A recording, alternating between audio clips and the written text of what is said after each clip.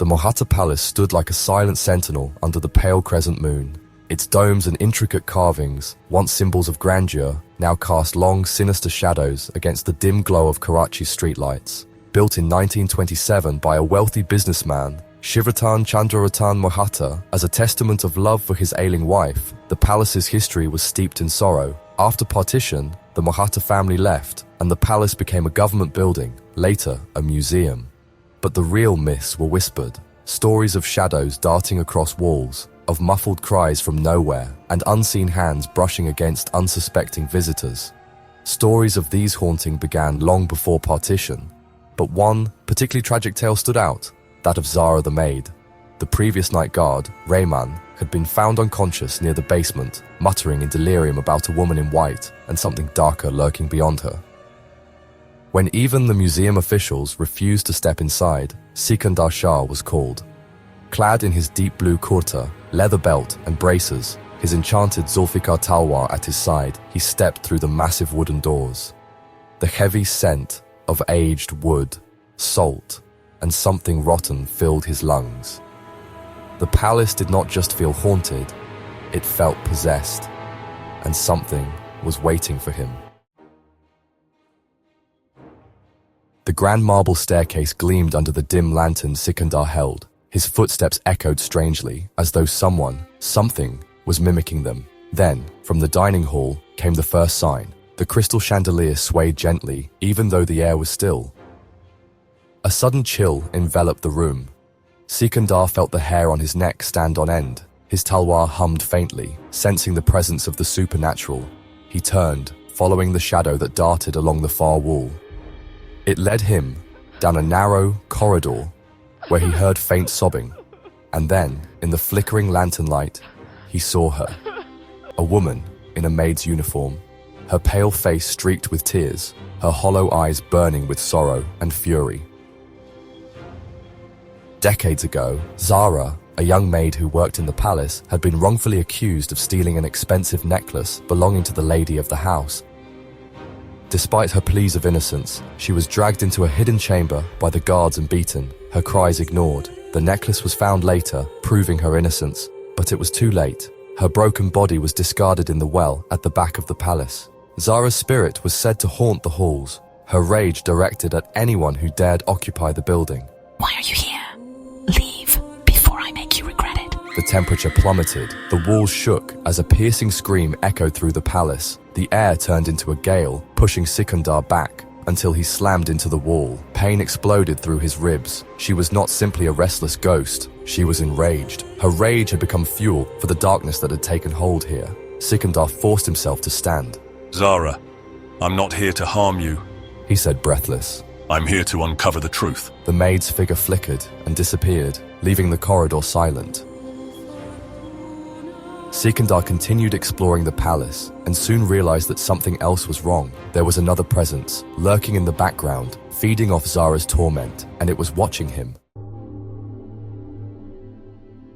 The chandelier above the ballroom rattled violently. The grand space, once home to laughter and music, now felt like a tomb. Then he saw him, a tall man in a formal British suit, his face grim and expressionless. It was the ghost of a colonial officer, one of the British officials who had once occupied Mohatta Palace, now doomed to linger in the shadows of its grand halls. Assassinated by rebels in a violent act of defiance, his body had been secretly buried beneath the palace, his fate hidden from history.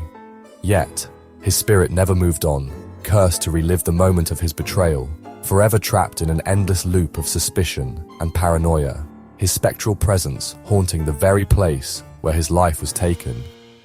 The officer's shadow moved stiffly, replaying a long-forgotten waltz. But when Sikandar entered, the phantom turned sharply. He raised a spectral revolver. A deafening gunshot rang out.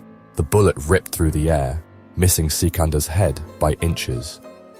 Sikandar dove behind a toppled table, breathing heavily. You were wronged, but your war is over. The officer hesitated, his form flickering. The jinn had bound him to this place, twisting his anger into madness. With a quick slash of his Zulfikar, Sikandar severed the spectral chains around him. The officer let out a final sigh, gave a solemn salute, heights and vanished into dust. But the shadows did not retreat. Instead, they grew darker. A low growl reverberated through the palace. From the ceiling, a black, elongated form uncoiled itself, descending like a creeping nightmare.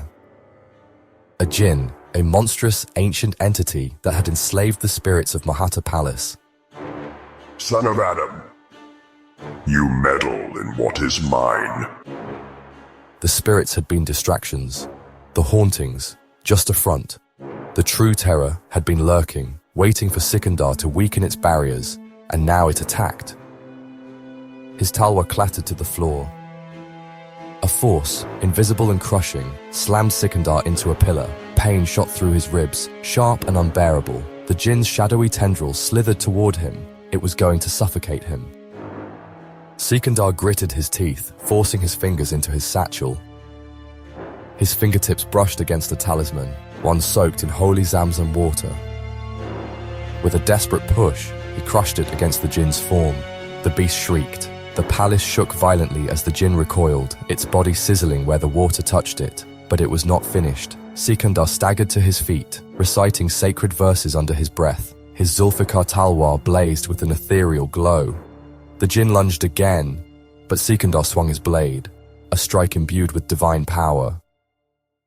The Jinn howled, its body splintering apart as the verses tore through its existence. One final slash, and the entity let out a deafening roar before imploding into nothingness. The palace fell into silence. With the Jinn destroyed, Sikandar's thoughts went back to the maid, Zara. In the library, a pile of books toppled over as Sikandar entered. Here, he felt a different energy, one of curiosity, not hostility. A faint, childlike giggle echoed around him, and a small, translucent figure peeked out from behind a bookshelf before vanishing. As Sikandar moved towards the basement, the atmosphere darkened. This was where Zara had been beaten to death.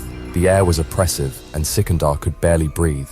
The shadows seemed to come alive, slithering along the walls. He found a hidden chamber, its door barely visible, beneath, layers of dust.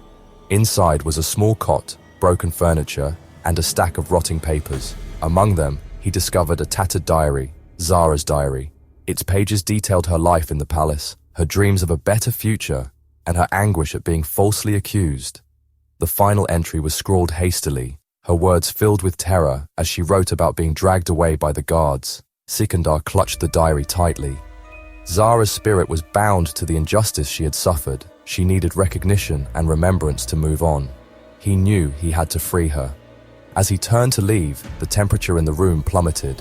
Zara's spirit materialized before him. She stood trembling, her form weakened, but still bound to the palace. Her eyes burned with anger as she lunged at Sikandar, her ghostly hands reaching for his throat. Sikandar raised his talwar, its blade glowing with an otherworldly light. The spirit recoiled, but didn't retreat. You can't stop me. They all deserve to suffer. No, Zara.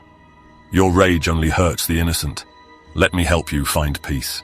The spirit hesitated, her form flickering as though torn between her anger and her pain. Zara let out a mournful cry, the room shaking as her form flickered violently. They need to know I was innocent. I will tell your story. Your name will not fade into obscurity.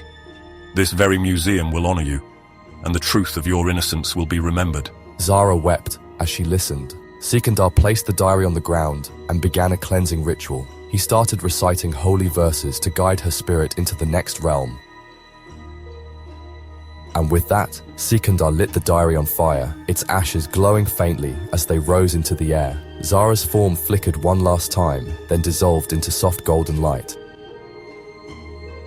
As Sikandar turned to go, his gaze fell upon the ashes of the diary, where something small and glinting lay untouched by the flames. He bent down and picked up a delicate silver locket, its surface aged yet intact. With careful fingers, he unlatched it, revealing a tiny, faded photograph inside. Zara, her face radiant with a hopeful smile, frozen in a moment before fate had turned against her. The sun's first light spilled through the stained glass windows as Sikandar emerged from the basement. The palace felt different. The poltergeist Jinn, who had once plagued the Mohatta palace, was gone. Now cleansed of Zara's torment, it was no longer a place of fear.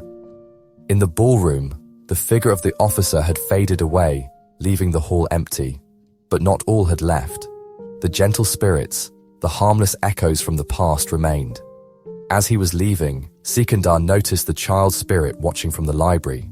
It was the spirit of a little girl who had lived in the palace long ago, lost to illness. Unlike the others, she was not vengeful or tormented, merely left behind. As the first light of dawn touched the palace, Sikandar saw her smiling faintly. She giggled, not in fear, but in gratitude. Mohatta Palace was still haunted, but now it was at peace. Sikandar carefully placed Zara's locket into the hands of the museum officials, ensuring her story would finally be told. A whisper of warmth pulsed through the locket, as though the last remnant of her spirit had left behind a token of gratitude. And so, the last Rackwell set out once more ready for the next adventure. Please like.